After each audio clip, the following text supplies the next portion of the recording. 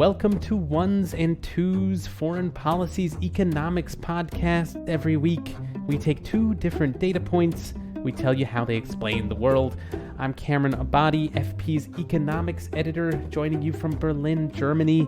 As always, with us from his studio in New York is Adam Tooze. Hi, Adam.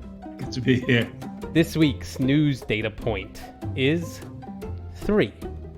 That's the number of winners of this year's Nobel Prize in economics. The Royal Swedish Academy of Sciences has today decided to award Sveriges Riksbank Prize in Economic Sciences in memory of Alfred Nobel. The award was shared by 3 US-based economists, David Card, Joshua Angrist, and Guido Imbens. What they have in common is their contribution to what's been called the credibility revolution in economics that started in the 1980s and 90s.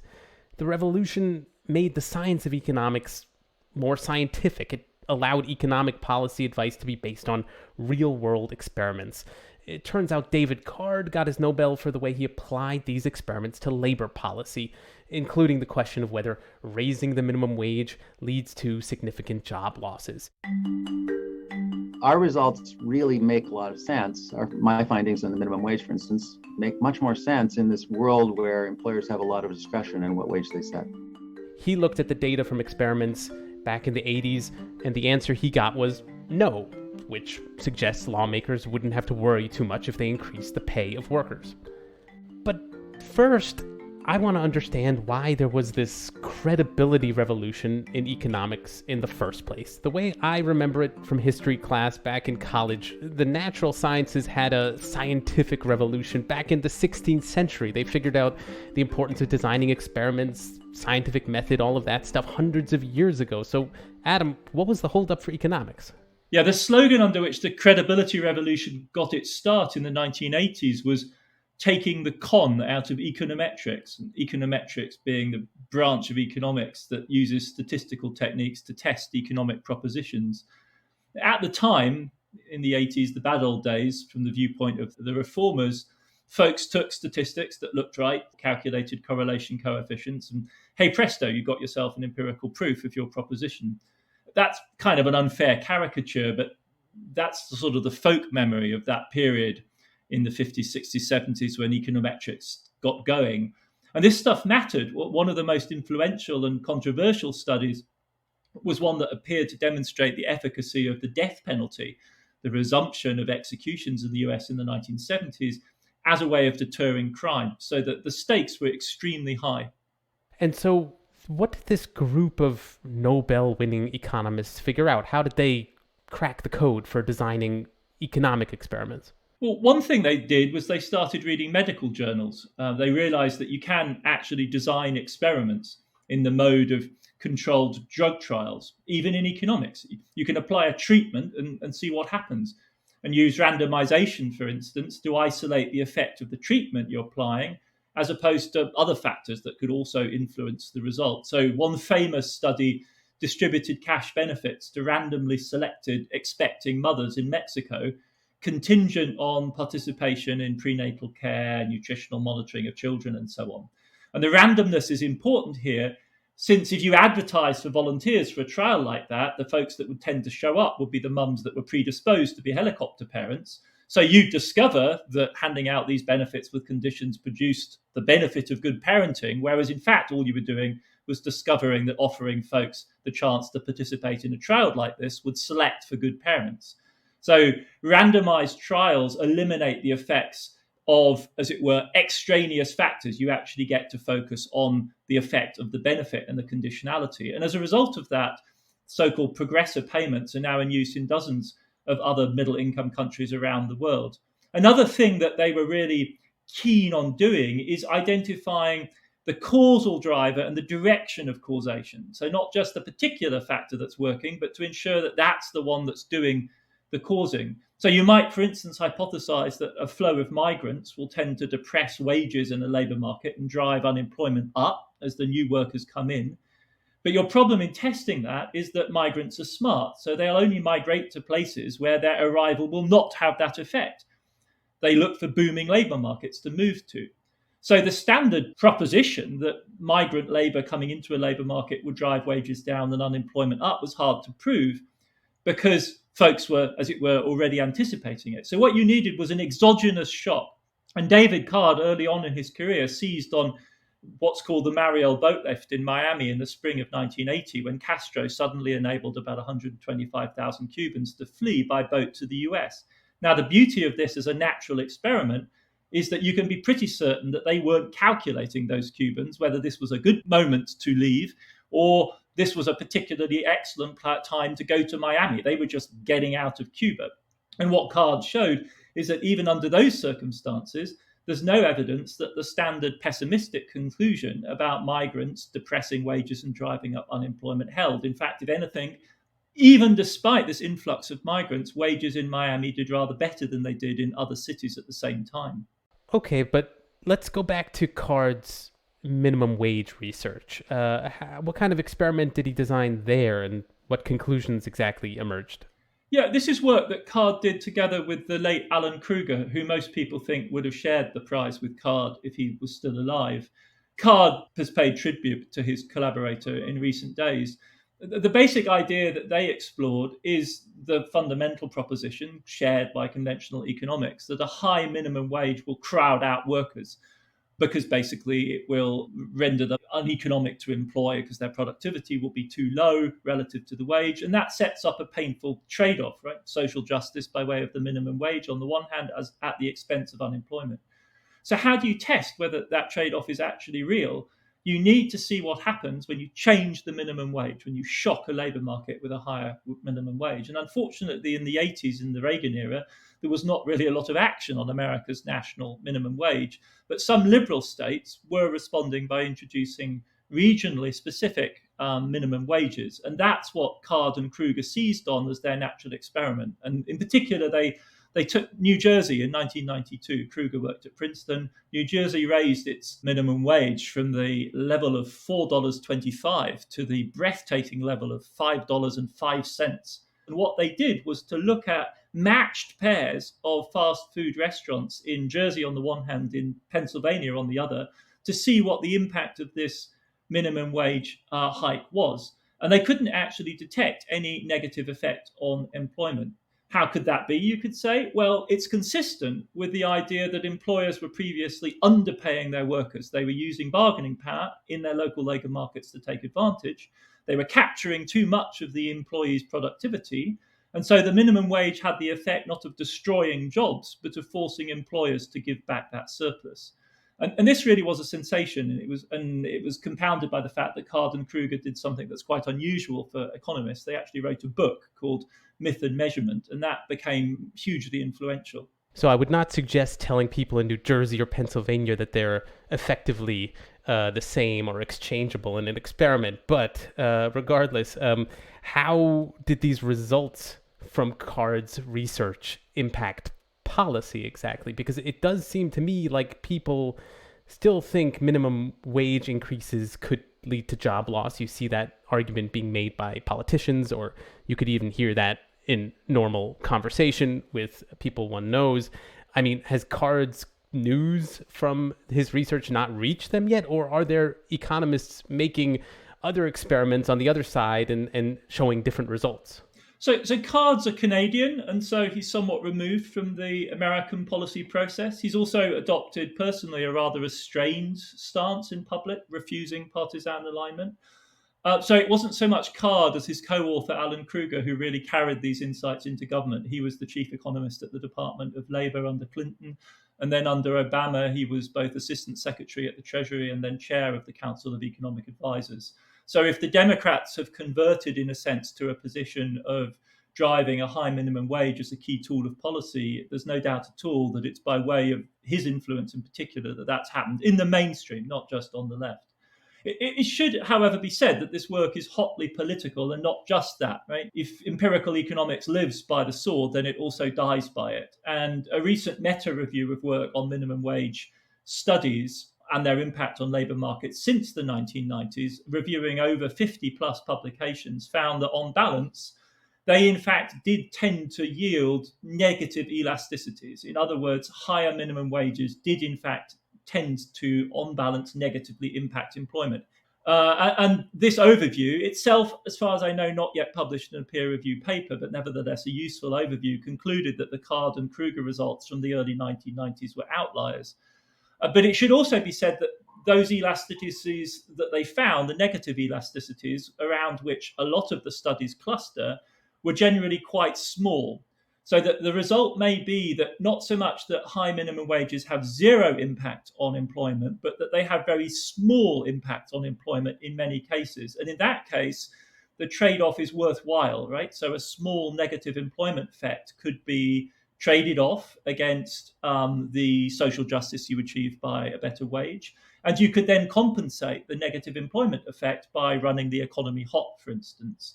So why this Nobel Prize is not controversial is not so much the specific results of the Card and Kruger work on the labour market as the fact of the credibility revolution, the methodological breakthrough. And economists in general love that because it makes them feel more scientific.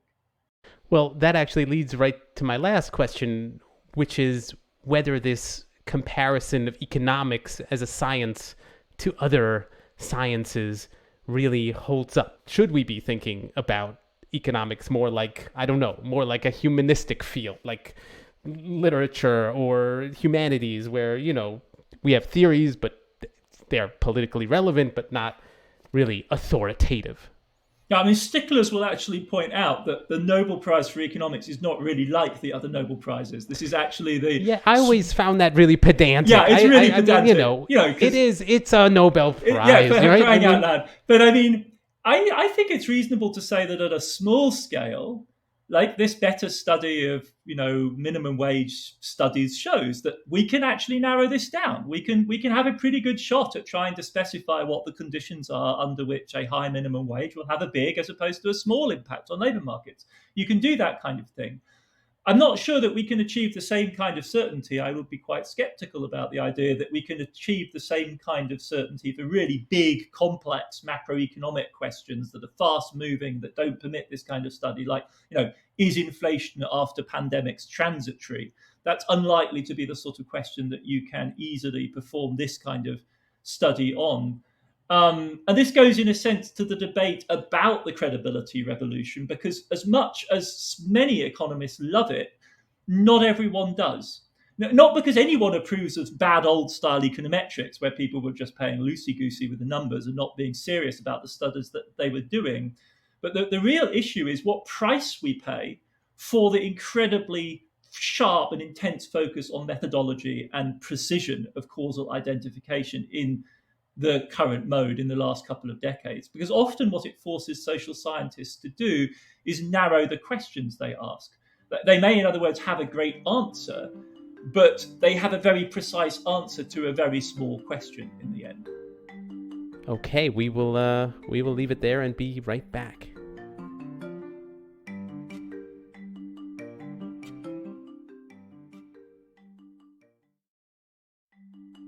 Welcome back to Ones and Twos, Foreign Policy's Economics podcast. We're going to shift now to our data point beyond the headlines, and it's 50. That's the price in euros that it cost to emit a ton of carbon in Europe back in May, at least according to the EU's emissions trading scheme. That's Europe's version of what Americans call cap and trade. The idea here is you can combat climate change by auctioning off permits for the right to emit carbon. 50 euros, again, that's the price in May, although it's gone up since then, is an important threshold. Because at least according to a recent analysis by the International Monetary Fund, if that price were achieved by just Europe and 5 other big countries by the year 2030, it could keep global warming down below 2 degrees Celsius. For several years now, the stated goal of international climate talks has been to stop the planet from warming an additional 2 degrees Celsius. One of the countries that would have to join Europe in that effort is the United States. So people in the U.S. don't really talk about cap and trade anymore. You hear the administration in Washington under President Joe Biden talking about regulations on industries like car manufacturing, all sorts of investments in renewable energy that they want to make. I don't know. The last time I heard the phrase cap and trade coming out of Washington was probably back in 2009 when the Obama administration took a stab at it. Under my plan of a cap and trade system, electricity rates would necessarily skyrocket. It didn't work out. But Europe has actually had one of these programs for a while now. Adam, do you want to start by telling us how the program got started? Yeah, it's kind of an ironic story because the idea came from the US. It was an idea cooked up by American economists in the 70s, and then the Bush administration of the late 80s, the early 90s did one with sulfurous emissions. And then the idea was pushed really hard by American think tanks, NGOs in the 1990s. And folks liked the idea because it seems like an efficient way of dealing with an environmental problem. Basically, announce how scarce the quotas for emissions are going to be, and then allow markets, businesses to compete with each other for the right to pollute. And they will then amongst themselves sort out what the most efficient way is to achieve the best reduction. But Europe is the one really large economic bloc where a system like this caught on. California has a more limited system in the US, but for Europe, it covers about half of all of Europe's emissions. It was introduced in 2005, and it's focused on industry and power generation. And those account between them for about half of all emissions. And they're pushing now to extend it to a wider variety of sectors. So the crucial missing bits are transport, maritime, aircraft, people's cars, domestic heating, those kind of segments. And all in all, the sense that Europe is now moving determinedly towards decarbonisation is driving this price up, because the more serious you get about environmental policy, the more precious is the right to pollute for industry and for other sectors. Wait, Adam, I want to slow down here just a bit, because this program, you said it started in 2005, and the data point that we have that we're focusing on is 50. That's the important threshold that Europe managed to meet this May. But is this a way of saying that the EU program wasn't working for its first 16 years until this May? I mean, at least not as far as combating climate change goes. Yeah, one of the reasons that cap and trade is so unpopular in the United States right now is not just that you can't get it through Congress, which is what Obama discovered in 2009-10, but also that the European experience with systems like this has been quite checkered. Because the idea, of course, is that you take the burden off the politicians in the first instance. You know, you set the cap and then you let the markets decide. But of course, the rubber hits the road when you have to decide on how large the cap is and how you distribute the original allocation of certificates to pollute. And the Europeans basically fudged it. So they introduced the system in 2005, handed out a bunch of free certificates to their industries that would be severely affected by this, dodging the political bullet from introducing the system, then discovered that the certificates were practically worthless. So the system imploded in 2007. But what you've got to credit the Europeans with is trying and trying again. So we're now in the fourth phase of the system, and they are slowly, basically biting down on the tough issues, which are to limit the number of certificates in the system and to commit credibly over the long term to progressively tightening it. And that's why markets have driven the price up to where it is right now. The highest it's ever previously been has been about $30, $35. And we're now closer to $60 as of 2021. So this is interesting. I mean, it's ostensibly a free market program, as you were saying. I guess that's why it seemed attractive in the first place. Elegant, self-regulating. But I guess, as is often the case, a lot comes down to how the market is structured by the government in the first place. I mean, is that why it went off track at first?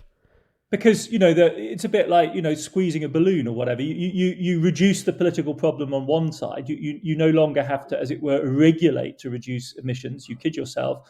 But to achieve that effect, you in fact do have to cause people to pay for emissions. In effect, the European system became a complete boondoggle in its first iteration, because they were handing out certificates for free to people who could then sell them for good money whilst the market still commanded a price. The condition of this system working is that you actually tighten the supply. It's a bit like central banking and money, that money has to be scarce for it to have a value. And what they've progressively done is to reduce the amount of certificates which are issued. They've limited the amount that businesses can bank, in other words, transfer from one period to the next. For the electricity generating sector, it's already a relatively tight system. So 100% of the certificates are auctioned in that sector. The generators have to buy them. And this is exercising a notable pressure on electricity generation in the EU to clean up its act, reduce the amount of coal it uses. But it's going to be tough when it comes to sectors like steel, what's left of the steel industry in Europe, and sectors like cement, where there is a lot of emissions and they will have to curtail. So it's not as though America has a monopoly on, climate politics and hardball climate politics. There isn't that much climate denial in Europe, but there is certainly self-interested business groups that want to avoid paying heavy prices. So what accounts for this shift in the politics? Is this pressure from consumers balancing out pressure from industry groups? It does come down to politics, I think. In Europe right now, climate is a winning political issue. It's not 100%, it's not consensus, but many parties of the centre-right, the centre-left see climate as a winning political issue.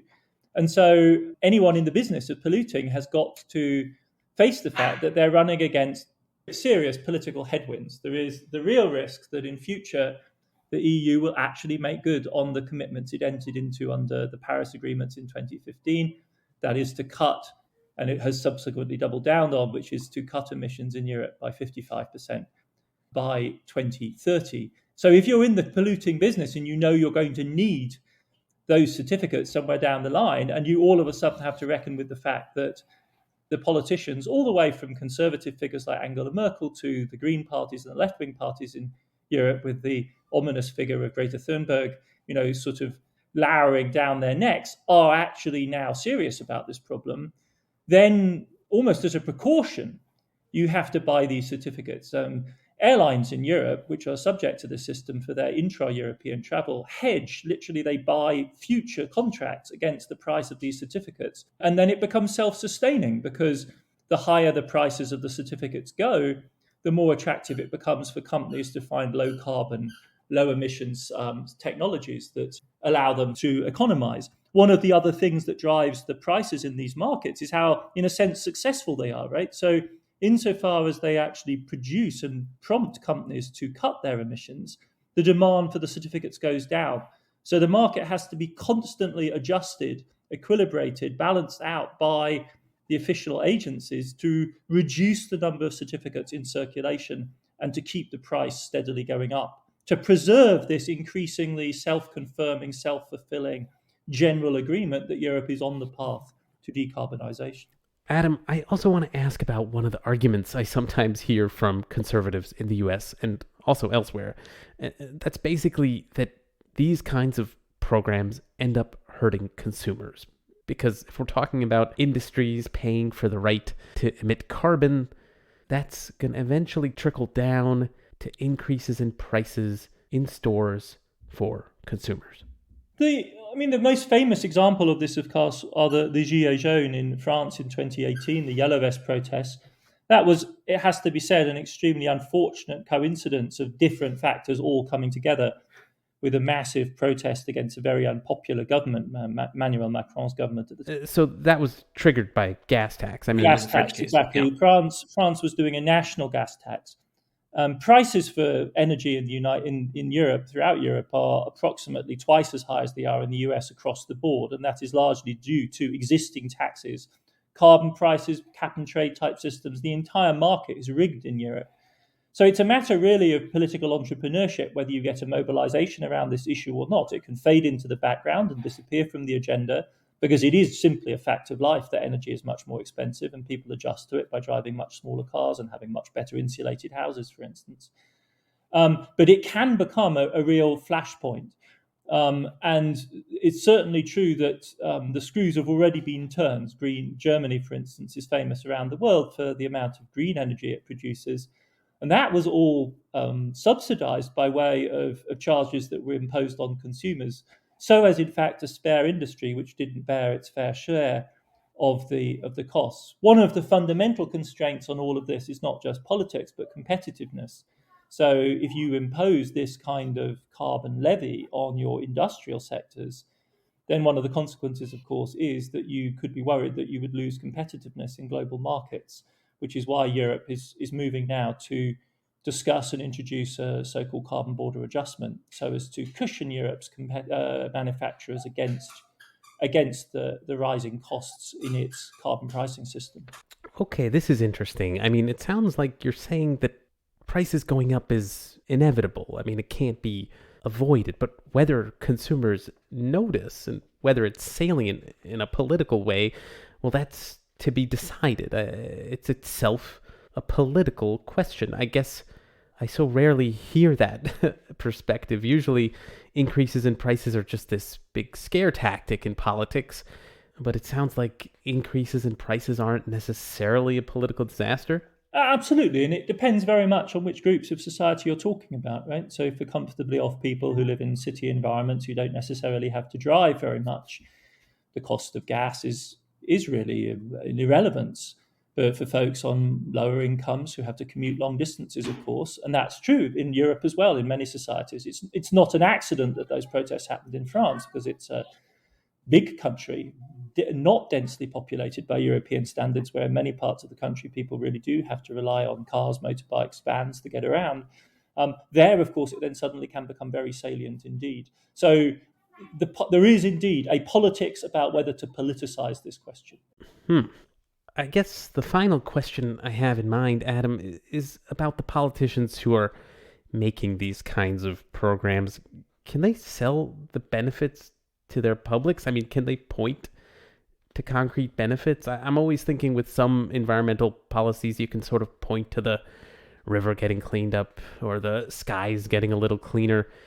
With climate change, it's all a little more amorphous. I mean, maybe there are some disasters happening less frequently, but that's kind of a hard sell. So how do politicians in Europe sell the benefits of this kind of thing? It's a real ask. I think in some ways, rather than endlessly expressing frustration about the failure of politics to act on climate, one might ask oneself whether, in a sense, it's not amazing that they're taking it as serious as they are, because not only are the effects indirect, and they do largely consist of the avoidance of disaster, but the worst effects will, of course, be felt decades in the future.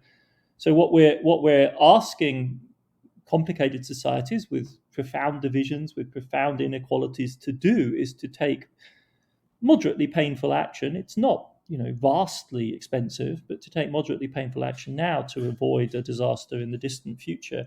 And that is unsurprisingly hard to sell. It's also a gamble on global solutions, because none of this will matter. What Europe does will not matter unless it's part of a global push.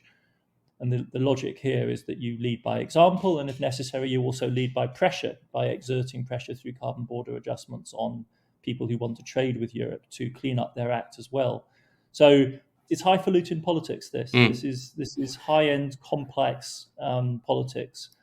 But it's something that the European political class is massively committed to. It's, in a sense, their answer to the question of and the challenge of populism, which so preoccupied the European elite really from 2013, 2014 onwards. Well, I have a baby crying in the background right now, and that kind of makes these intergenerational calculations you're talking about, Adam, a little more concrete. It's probably a reminder that I should get going, so I guess we'll end here.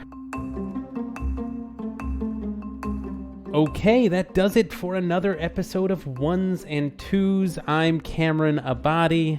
And I'm Adam Tooze. Our podcast is a production of Foreign Policy. Our show is written by me and Adam. It's edited by Laura Rossbrow-Tellem and Rob Sachs. Dan Efron is the executive editor for Podcasts at FP. You can contact us through podcasts@foreignpolicy.com or our Twitter feed. That's at Ones and Twos Pod. As always, make sure to subscribe to the podcast on Apple or your favorite podcast app. Give us a review. Thanks again, and we'll see you next week.